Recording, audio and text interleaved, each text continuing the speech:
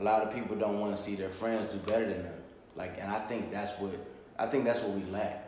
We lack that, and I think that it shouldn't be that way. Like, we should all help each other out.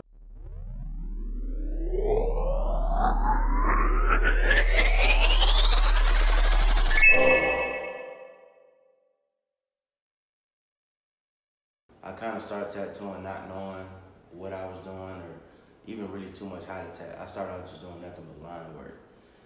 I saw an opportunity of, being like a dope artist, and I'm kind of a person, like, if I do something, like, I do it at like 110%. Like, I feel like whatever you do, put your heart into it, like, give your all to it. Otherwise, you shouldn't be doing it. So that kind of led to, like, building and opening, like, a lot of doors for me having that passion behind doing tattoos. So I started from, like I said, like, sleeping in the back of the shop.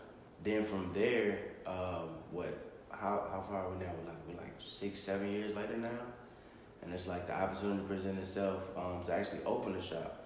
And I had opportunities before, I want to say early on in my career, where people offered to open the shop because they believed in me that much. But I denied it. I denied it every time because I didn't feel like it was something that I wanted to do. I just feel like it's just been too much going on for myself and what I have going on, and it might take away from other things that I have going on in my life too.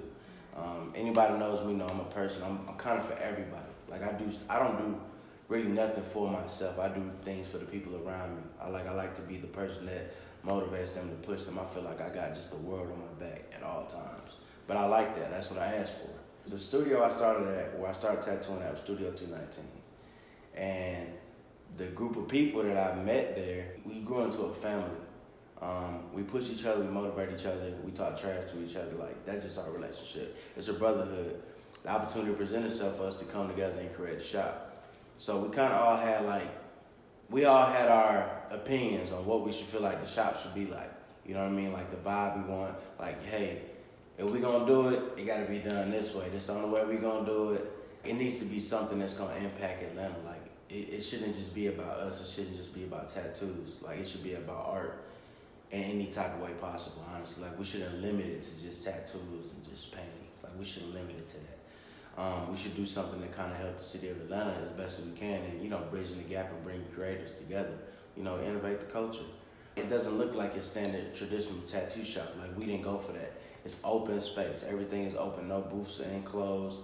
I mean, honestly, there's no privacy. I'm just be real with you.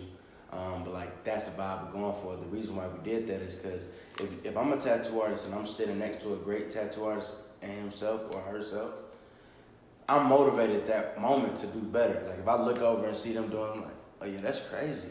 It's like, so I can ask them questions. We can build and learn off of each other. So it's 5 artists that came collectively together.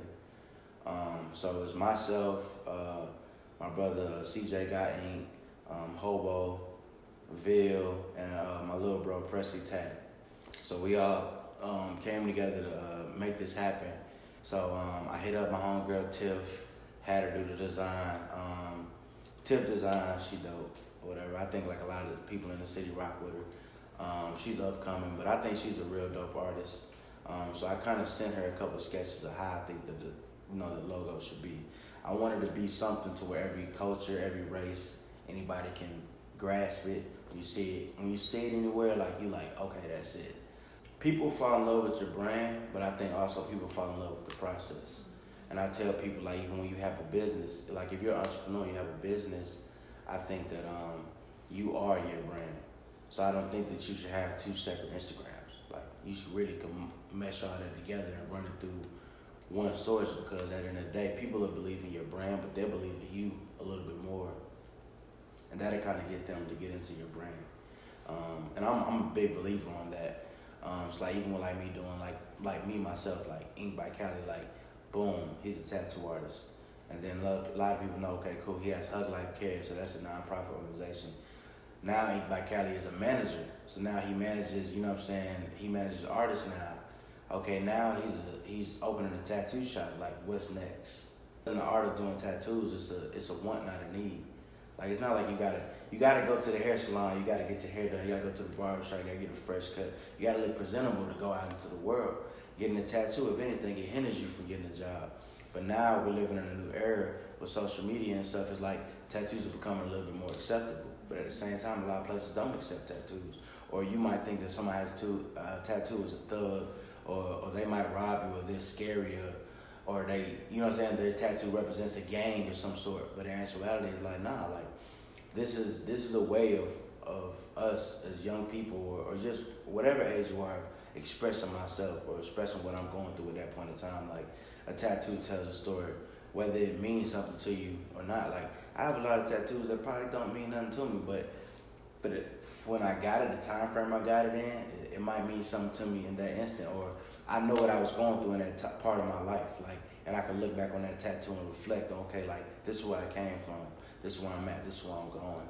And I think, 'cause I think life is about connecting the dots too. So I don't think as a person you should limit yourself. So it's like even us opening a tattoo shop, like we'll be doing paint classes every week. So not just no boring paint classes, like they'll be fun, like the paint class that I did when I teamed up with Streets X and 2 Chainz at the Pink Trap House.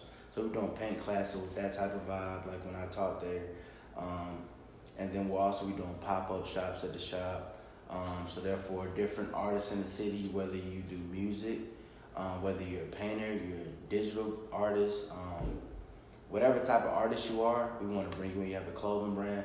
We want to partner with different artists every month to do a pop-up shop. We'll do exclusive merch specifically from that artist to promote that artist. And also, of course, it'll promote the shop as well as a hub and as a place for creators to come through. We have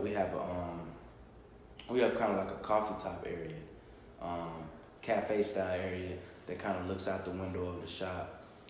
So it's a perfect place for you to plug up your laptops, just come in there. You can just chill and vibe out, good internet in there, you know, and you're around creatives. Like that's what we want for you. So we're gonna have art shows at the shop. We're gonna be doing so many things in the shop to bridge the gap with creatives, because I think a lot of people, they look at us as young black people and they think, like I said, they perceive us to be this type of way, not knowing that in all reality is like that's not reality of what's going on. Like we're actually trying to remove ourselves from the situation where we grew up from.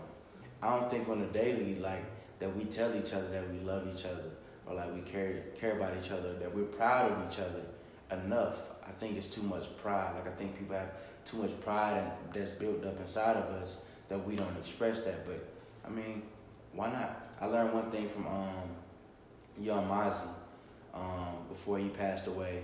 He was coming to get tatted by me, and one of his things he told me in a project that we were working on was he was coming in there and he was getting tattoos for people that he loved and cared about.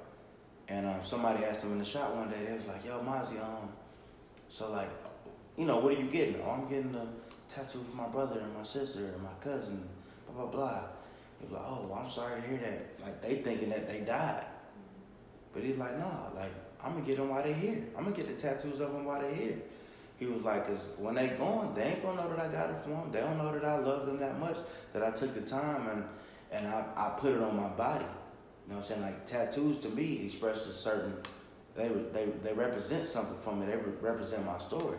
Exactly what he explained. He was like, so I'm not going to wait till they're gone to show them how much I love them. I'm going to do it right now. Like, they won't be able to see it and appreciate it because they're gone. So I'm going to do it right now. And I was like, yeah, I ain't never thought of it like that. I was like, that's really smart. I actually like that. And I'm like, but it's true though. Now we don't do that as a people. And like I said, I think that's a big part of what Atlanta Ink represents too. Atlanta Ink represents like, one is self-love, but also like I said, it's about coming together and it's about expressing it.